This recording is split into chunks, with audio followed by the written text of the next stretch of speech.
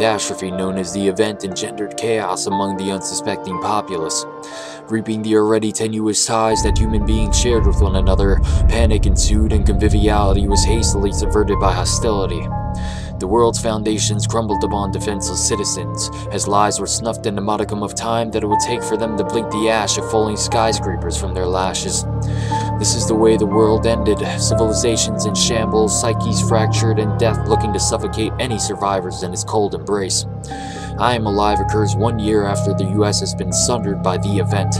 After helplessly witnessing society's downfall, our nameless protagonist set out with one goal in mind, to reunite with his wife and daughter. While I Am Alive's atmosphere elicits an oppressive sense of hostility, the story itself leaves you with more questions than answers after the 4 to 5 hour campaign has reached its conclusion. It would be fair to say that while the story is definitely unorthodox, it works on some level due in large part to the setting that I Am Alive is composed. The fictional American city of Hamilton is home to a wealth of pernicious activity including earthquakes, kidnappings, cannibalism, and enslavement. When navigating through the dilapidated streets, buildings, rooftops, and sewers of Hamilton, there's a pervasive sense of urgency and dread imploring you to push onward. However, pushing onward will require that our nameless protagonist be prepared to face off against the mercurial habitants of Hamilton, who have been physically and mentally scarred beyond reason. Most encounters with your fellow man will end in brief yet tense altercations wherein deception plays a major role. Enemies generally travel in small groups that can overwhelm the protagonist in a matter of moments if the player hasn't been sagacious enough. While the first few encounters with these scrupulous denizens are novel and exciting, they quickly become formulaic due in large part to how limited your options are. In most instances, you will be surrounded by small bands of 4 to 5 hostiles. Each hostile must be examined quickly before making a move. Enemies with long-range weaponry should always take precedence over machete-wielding brutes and armored thugs. With little to no ammo, you will often find yourself bluffing through contentious encounters by surprising unsuspecting enemies with a quick slice to the throat before intimidating the rest of the group with your pistol. This sequence of events will become almost second nature by the time the credits have rolled, but despite their formulaic manner, I Am Alive's combat scenarios remain interesting due in large part to how unexpected some confrontations are, as well as due to the shifting number of enemies you'll have to overcome. Ammunition is not the only resource in short supply in the city of Hamilton, however. Supplies such as painkillers, water, and food must be managed accordingly in order to survive. Early on, resources are hard to come by, but as the game progresses, you will be met with plenty of opportunities to stock up on equipment by saving, healing, and helping innocent civilians.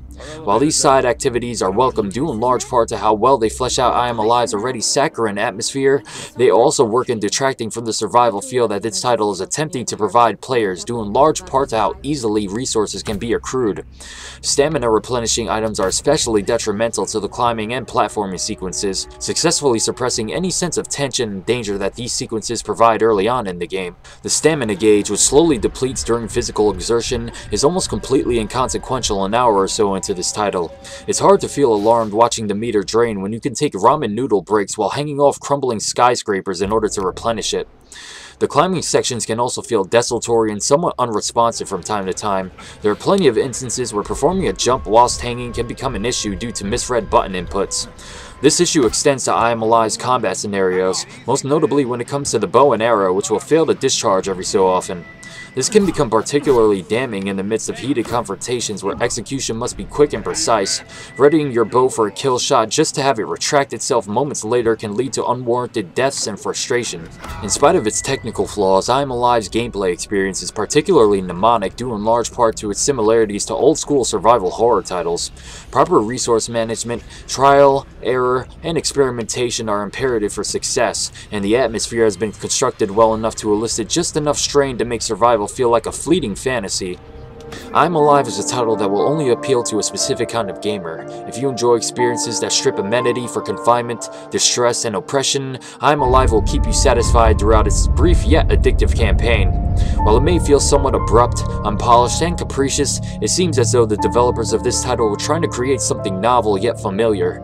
There are plenty of interesting ideas here that unfortunately weren't executed well enough to make I Am Alive feel like anything more than the budget title that it is.